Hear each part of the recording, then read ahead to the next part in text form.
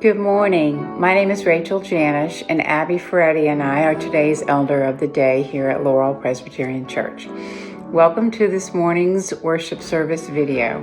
We hope you are remaining safe and healthy and exercising caution as the nation continues to monitor the vital signs of COVID-19. Each week, we remember a friend at home and a college student. This week's friend at home is Wilma Dorsey, and our college student of the week is Nick Carson. I know they would enjoy a card, a call, or an email to let them know you're thinking of them. Whether this is the first time you're joining us in worship or you're with us every Sunday, may something in this morning's worship remind you profoundly of how much God loves you. Let us worship God. This is the day that the Lord has made. Let us rejoice and be glad in it.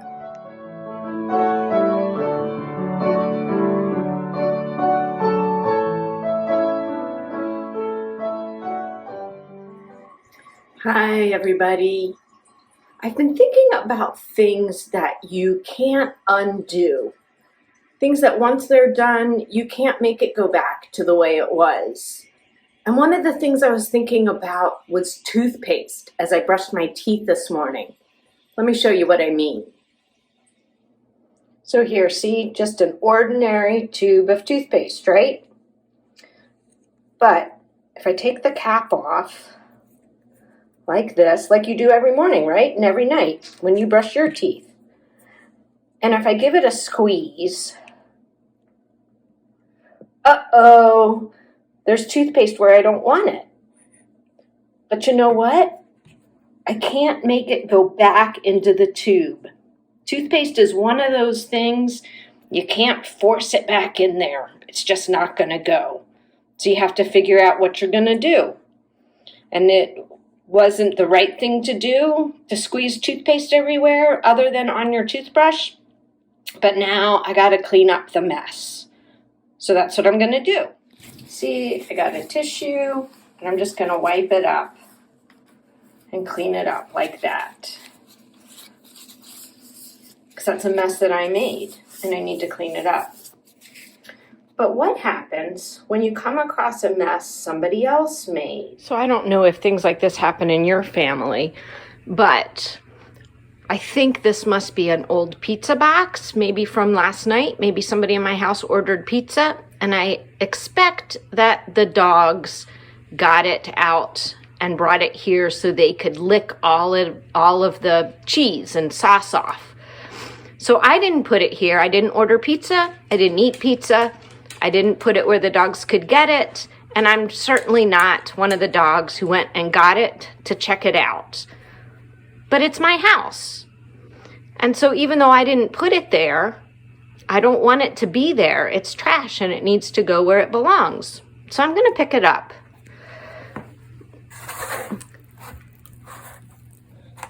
Mocha. And I'm going to take it to the recycling bin. Here we go.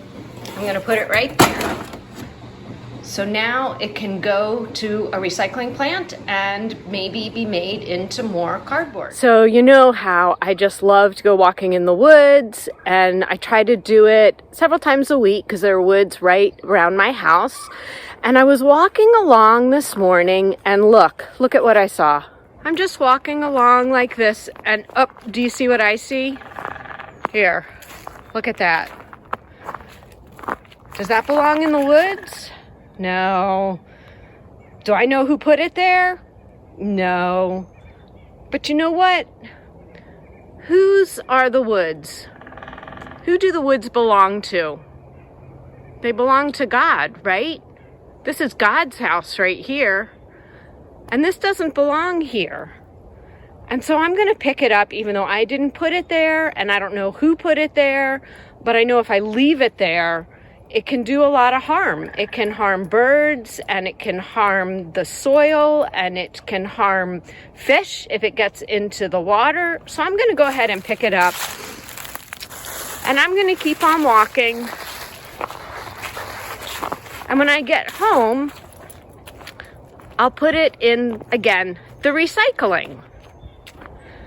So here's the thing. God has given us this amazing place called Earth, and it's got all kinds of amazing places in it. And some of them are kind of ordinary, like this this trail through the woods. And some of them are like our houses that are really special to us. And sometimes we make a mess, and we need to clean up our own messes, like I did with the toothpaste. I'm the one who squeezed it out.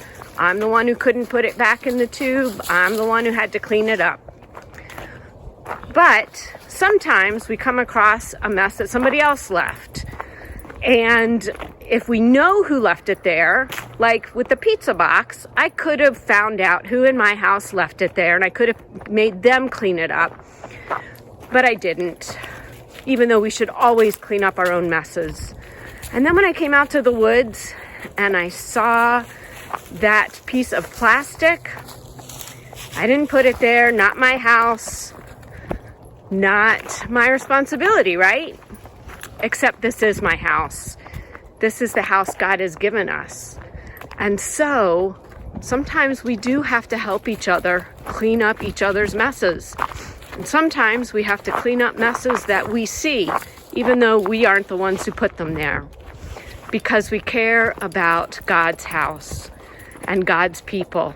So today, I know it's a pain to clean up your own messes, but clean up your own mess. And if you're out walking around and you see a mess that somebody else left, maybe you can help clean that up too. Just to be kind, just to care about God's house. It's good for all of us. I hope you have a great day today and get out in some sunshine this week. It looks like it's going to be beautiful. Take care. The lesson this morning is from Exodus chapter 20, verses 1 through 17. Then God spoke all these words. I am the Lord your God who brought you out of Egypt, out of the house of slavery. You must have no other gods before me. Do not make an idol for yourself, no form whatsoever, of anything in the sky above, or on the earth below, or in the waters under the earth. Do not bow down to them or worship them, because I, the Lord your God, am a passionate God. I punish children for their parents' sins, even to the third and fourth generations of those who hate me. But I am loyal and gracious to the 1,000th generation of those who love me and keep my commandments. Do not use the Lord your God's name as if it were of no significance. The Lord won't forgive anyone who uses the Creator's name that way. Remember the Sabbath day and treat it as holy. 6 days you may work and do all your tasks, but the seventh day is a Sabbath to the Lord your God. Do not do any work on it, not you, your sons or daughters, your male or female servants, your animals, or the immigrant who is living with you. Because the Lord made the heavens and the earth, the sea, and everything that is in it in 6 days, but rested on the seventh day. That is why the Lord blessed the Sabbath day and made it holy. Honor your father and your mother, so that your life will be long on the fertile land that the Lord your God is giving you. Do not kill, do not commit adultery, do not steal. Do not testify falsely against your neighbor. Do not desire and try to take your neighbor's house. Do not desire and try to take your neighbor's wife, male or female servant, ox, donkey, or anything else that belongs to your neighbor. Growing up, my family followed the 1950s model. My dad worked for DuPont. He made enough money that the 6 of us could live in nice houses in good school districts on one income. My mom stayed home, wrangling 4 kids, so during the day she faced the laundry, the food shopping, the meal planning, the meal preparing, and the cleaning required of living with 5 other rather messy people and 1 dog. During the afternoons and the evenings, she carpooled us around. As she pointed out to a friend, if each kid got just 1 after-school activity, that was 4 after-school activities. And let me tell you, I had more than my share, more than my 1. The kids fed the dog. My dad walked the dog. My mom trained the dog, kept track of vet appointments, cleaned up after the dog. That all sounds like a fair division of labor, right? Then I went to graduate school, and I got married, and I got my first real ministry job, and we moved to Maryland. And I turned one of Paul's white button-down work shirts pink in the wash. And when I pulled it out and showed it to Paul, that's when he realized we needed to talk. Because what was I doing washing his clothes? Now, if you had asked me, I would have said, oh yes, in our marriage we divide everything, household chores 50-50. But guess what happens if you don't do anything intentionally to make that happen? You repeat what you learned, what you absorbed, what you saw all around you. The rules I knew, the ones I was following unconsciously, were rules that my parents tried to make for their 25 years of marriage. But the world had changed since then. Paul and I were both working. Those old rules, they weren't the ones we wanted to live by in our new marriage in the early 1990s. But if we didn't make deliberate choices and talk things through, that's the model that came easiest. That was the default. It's the model we knew best. Unconsciously, our past would control us. Now, George Santayana said, and we love to repeat this, those who cannot remember the past are condemned to repeat it. Or, in my words, even if you don't know the past, aren't paying attention to the past, haven't given the past much thought, it's still going to control you. Now the Israelites, they knew the model of slavery best. They'd lived it for generations. They knew all the unspoken rules about how to function and survive and get by as slaves as best they could. I wonder if that was why God gave the Israelites those 10 commandments, because otherwise they would have repeated what they knew, their default. And their default, the model they knew best, was one of caste and hierarchy, where the many were at the mercy of the few. Remember those words that Julie read, the part of the 10 Commandments that says, I am a passionate God. I punish children for their parents' sins, even to the third and fourth generations of those who hate me. But I am loyal and gracious to the 1,000th generation of those who love me and keep my commandments. God lays it out right there. It's embedded right there in the 10 Commandments. Left to their own devices in the wilderness, the patterns of the past would start repeating, would start controlling them. Because we human beings, we are really good learners. And those lessons, the unconscious ones that we don't even realize we're picking up, they stick best. That's what they knew best. That's the default. Certain people would end up thinking they were better than other people, start bossing everyone else around, make decisions that worked best for them, and those without power lower down in the hierarchy would suffer the consequences. That's what they saw modeled for generations back in Egypt when they were slaves. Certain people had all the power and control and made life miserable for those without power and control. James Baldwin says it really well. He says, the great force of history comes from the fact that we carry it within us, are unconsciously controlled by it in many ways, and history is literally present in all that we do. Consider the jolt it would have been for those Israelites to hear those 10 commandments. It may have woken the Israelites up to the system that they had lived under as slaves under Pharaoh. They knew a caste system. It was embedded in their collective and individual conscious, in their experiences.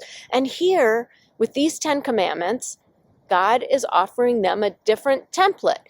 Here is how to live together as a community. Here is how to be right with God. Here is how to be right with one another. Very, very different from what they came from. But they had to see where they came from in order to loosen its hold on them.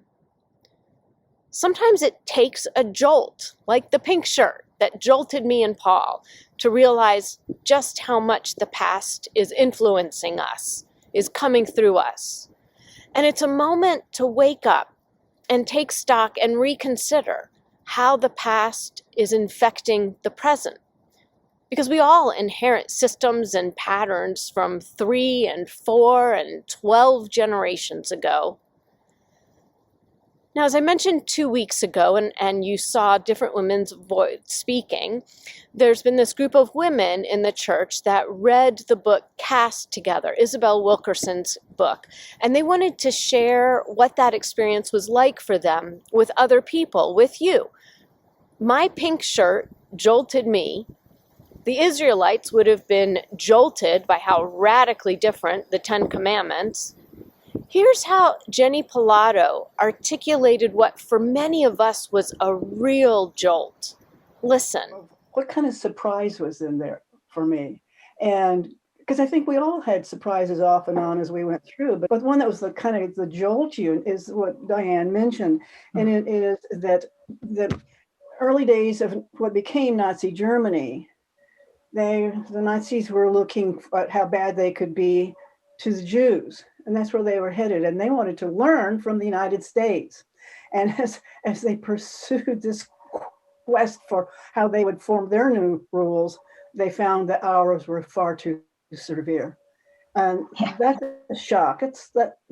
That's a shock to any system, to say that we've always believed that Nazism and the murder of Jews was the worst thing ever. And to find that, lo and behold, what we have done was viewed as even worse than they consider. Yeah. That to me was at a shock level.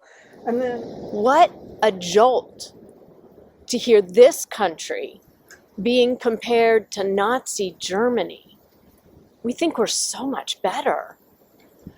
But Julie Burtak summed up the difference between how Germany deals and dealt with their history, that is, head on, facing it for what it is, compared with how we in the United States have done. Yeah.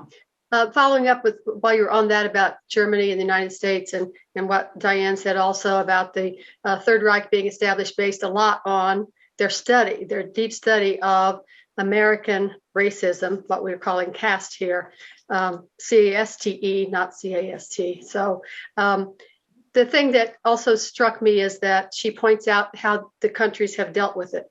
We do think of the Third Reich and Nazism and Hitler as being terrible, some of the worst things ever in the world. And yet the Germans dealt with it differently than we do. Germany erected monuments to the victims and established museums about it so people could come and learn.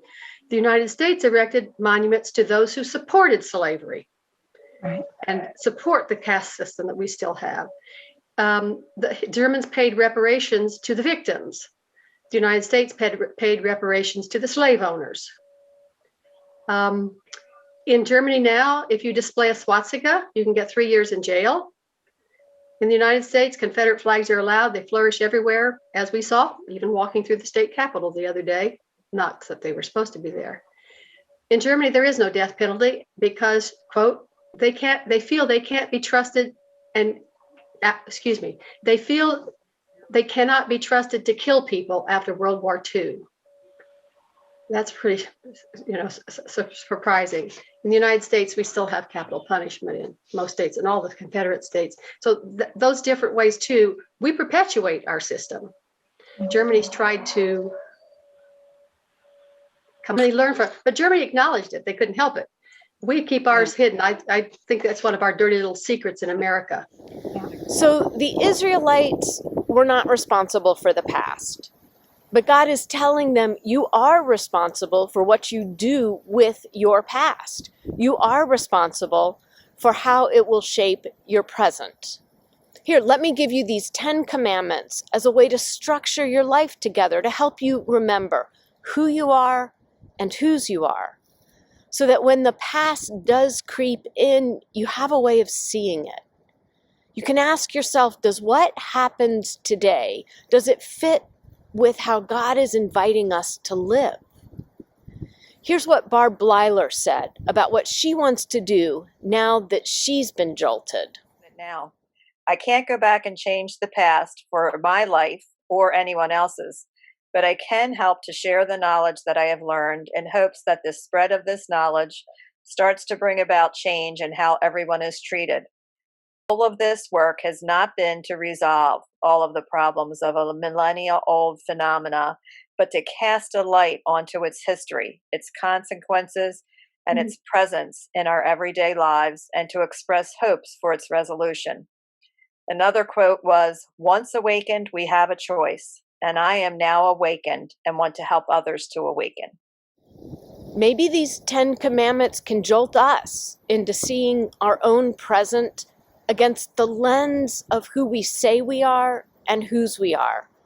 Maybe these 10 commandments can help us face our past better, offer us a path ahead, like Andrea Berggren describes.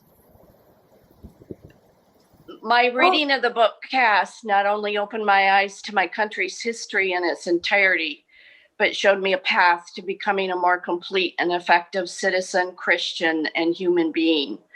My path began with learning much more about my country, particularly as it applies to power dynamics defined by the race we are arbitrarily assigned. I heard about the parts that had been hidden, the parts we avoid, the hard parts. I learned to not turn away, because that is what we have been doing, which only breeds more injustice and dysfunction. As a country, we need to do better, as we are now facing the consequences of not changing our ways or acting on the many injustices of the past, as well as those still being perpetuated. If we observe, listen, and connect more with people we know and those we haven't known, we have the ability to move with compassion through our communities, thus seeing the change we want to see.